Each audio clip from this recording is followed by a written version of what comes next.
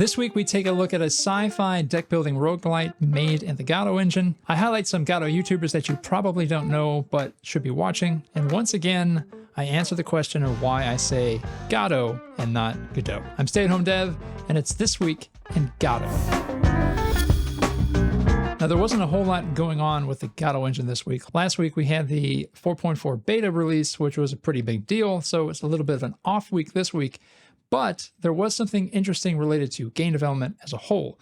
The GDC 2025 survey was released, and it had some interesting things about the state of game development. As you might expect, there were some questions about AI, the layoffs that have been happening. A thing that's jumping out for a lot of people is the growth of PC game development. Now, in the same survey last year, the number of people that are using PC for their current project has jumped 14% from 66% to 80%. Additionally, they asked the 3,000 respondents, what game engine are you using? Now, the results aren't particularly different from last year in the sense that Unity and Unreal are the top two, and they're basically tied. I think last year it was 33% for each.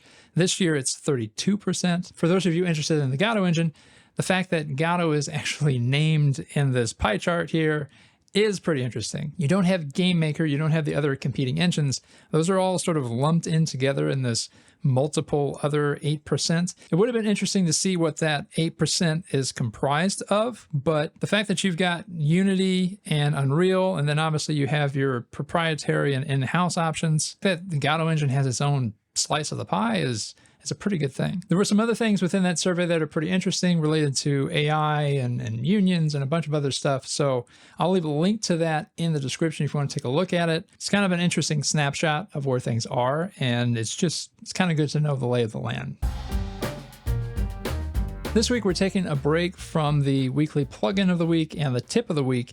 And instead, I'm going to be highlighting some Godot YouTubers that you probably don't know about, but maybe you should consider watching and subscribing. With the engine getting more popular, it's getting harder and harder for new content creators making some really good tutorials to get out there. There's just so much more competition than there was 2 years ago. My hope is this is a way to shine a light on those content creators that are having some trouble getting some traction, but are still making some really good Godot engine content. First, we have Pixezy, who's under 3,000 subscribers, but has made 83 videos. And I really have to say, there's a lot of really unique and interesting content. A big problem you get with people making tutorials is you kind of get the same thing over and over and over again. Everyone's making a 2D platformer tutorial. Everyone's making a FPS controller tutorial. So what ends up happening is people start doing more niche videos, really specific use cases. And that's kind of the case here. Just looking at the front page here, you can see there are a lot of shader tutorials, which I think are pretty lacking on YouTube in a lot of ways. You've got your typical grass particle shader, but this one actually looks really good. Then like a hologram shader, a hexagonal sphere. And not only are these really interesting videos, but they're pretty well explained too. So if you're looking for some shader content or maybe something really specific to shaders, definitely check out this channel. Next, we have EarlSnow, who's just jumped back into making videos, and I brought this one in because with the popularity of Balatro, you're getting a lot of these card games popping up, people trying to jump on that train. They've got a really good deck builder tutorial series starting in Godot 4. The production value is actually pretty good here. It's pretty interesting and well explained, so definitely check out that if you're into making a card game. And finally, we have Voilin's GameDev journey, and I actually featured this content creator sometime last year, I think, because they were making a video editor and the Godot engine, which is pretty cool, but a big undertaking. They're making a lot of Godot content. There's a lot of coding, a lot of GDScript in these videos. And there's a lot of really application focused content, which is interesting. You get a lot of game development content because people want to make games, right? But obviously the Godot engine can also do applications. And that's kind of the focus of this channel a little bit, it seems. If you have some time, go check out these content creators, give them some love, watch some of their videos, maybe even subscribe and comment, do all the YouTube stuff. I will say that as someone making videos, it feels very weird to just ask that all the time. I try not to. So I will do it for them. So subscribe, watch, do all those things. And before we get to our 5 games made in Godot to inspire you, I do want to let you know that you can submit your own games. There's always a link down below in the description. It's now on Google Forms. And I will say that there is a difference between, you know, someone who is making a commercial game and has that experience and has a Steam page and all that jazz, and someone who's just like, I made a game and it's a hobby and I'm going to try it out. So I'm trying to think of a way to include those two. Those kind of get beat out a lot by higher tier games. So if you want to see a video of that, which are maybe more hobby based games, let me know in the comments. Embark on a cosmic chase for legendary space dragons in Takara Cards, a roguelike deck builder filled with strategy and style. Choose from 4 unique species: dwarves, humans, orcs, or elves, each with their own ship style. Over 140 cards and 40 unit types fuel deep, turn-based battles where combos and resource management are key. Moral alignment, known as karma, shifts with your decisions, reshaping reputations, story events, and how the galaxy perceives you. Between each mission, you can acquire equipment through honest deals or questionable means, forging new tactics on the fly. Enhanced by 80s anime-inspired art and playful, voice-acted vignettes, Takara Cards is a vibrant and unpredictable cosmic journey. Number 2. Piece by Piece is a clever puzzle platformer where each level is literally your puzzle. Fragmented pieces form pathways, obstacles, and hazards, and you must stitch them together or pull them apart to guide your character through 100 handcrafted levels. As you progress, new themes and mechanics keep the experience fresh, challenging your logical thinking and platforming skills. The unique stitch and pull mechanic transforms every stage into a creative exercise in spatial problem solving. So if you're seeking a relaxing yet rewarding brain teaser, check out Piece by Piece. Number 3. Fierce Kingdoms is a fast-paced medieval fantasy RTS that puts you on the throne. Expand your empire by commanding those lesser than you, I mean peasants, researching powerful technologies, and building a formidable army to crush your rivals. Enjoy streamlined, class-based unit counters, and numerous quality-of-life features like control groups and multi-queue production. While you fight on procedurally generated maps, you can conquer other domains in campaign mode, loot unique resources, and unlock new perks by displaying captured flags in your capital city. For extra challenge and replayability, try skirmishes against the AI or battle friends online. Number 4. Candela is a mysterious 2D puzzle platformer set in a post-apocalyptic land where you harness the power of blue and red flames to manipulate your surroundings. Red flames unlock red areas, and blue flames unlock blue areas, and combining the two open up even more possibilities. Explore a non-linear overworld laden with hidden secrets, collecting keys and uncovering new areas as you progress. Each color unlocks fresh mechanics and pathways, testing both your creativity and platforming prowess. And before we get to our last spot, congrats to last week's winner. Be sure to vote for your favorite in the comments to have them included in this year's Godot Game Awards. And like last year, just because a game doesn't win its week, it doesn't mean it can't be included in the awards. Number 5. Prepare to test your mettle in this dark, demanding journey below the surface. Cave Crawler 2, a free, retro-inspired 2D side-scroller, plunges you into winding caves, teeming with strange creatures and treacherous platforms.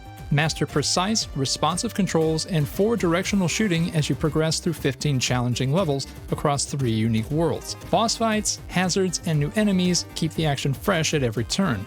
Then, you can unleash your creativity using the built-in level editor to craft your own subterranean challenges, or explore and edit creations from other players. Finally, with this new format, it seems like we're getting some new viewers to the channel, and with new viewers, as I've learned, there always come comments about how I pronounce this engine. I just wanted to spend some time at the end of this video to set the record straight, explain what's going on. I pronounce it Godot, and I'm right.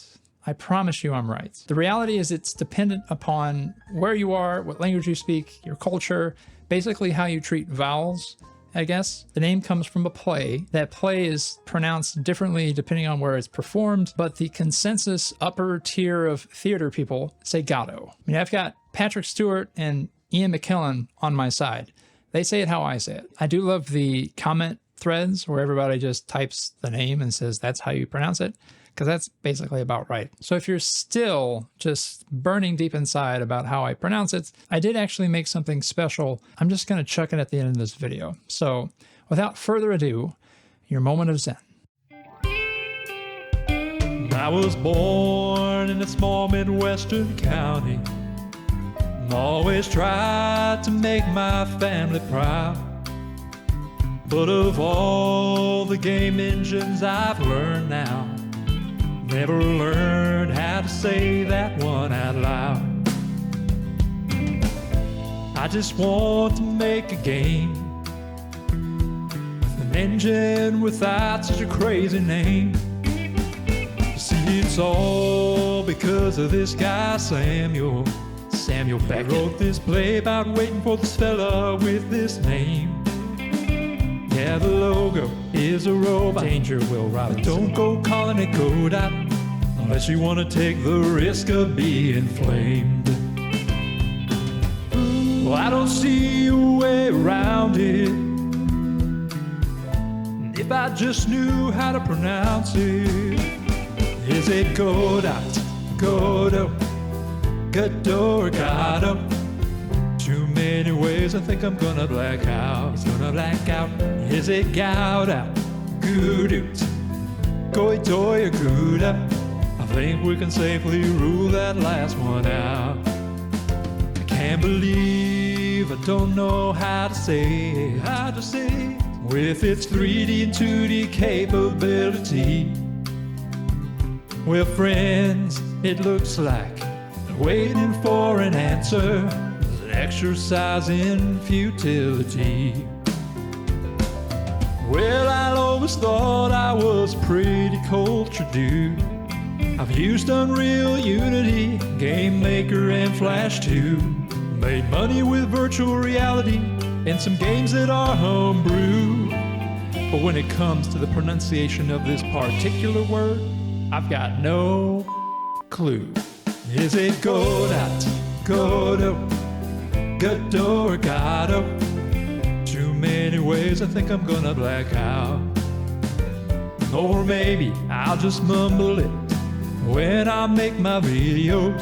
There has to be a way to find it out.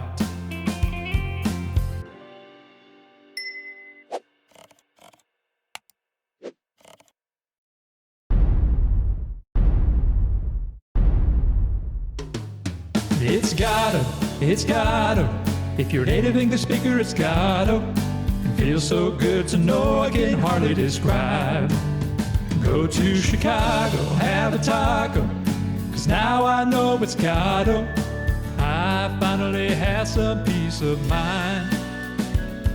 Be sure to comment, like, and subscribe.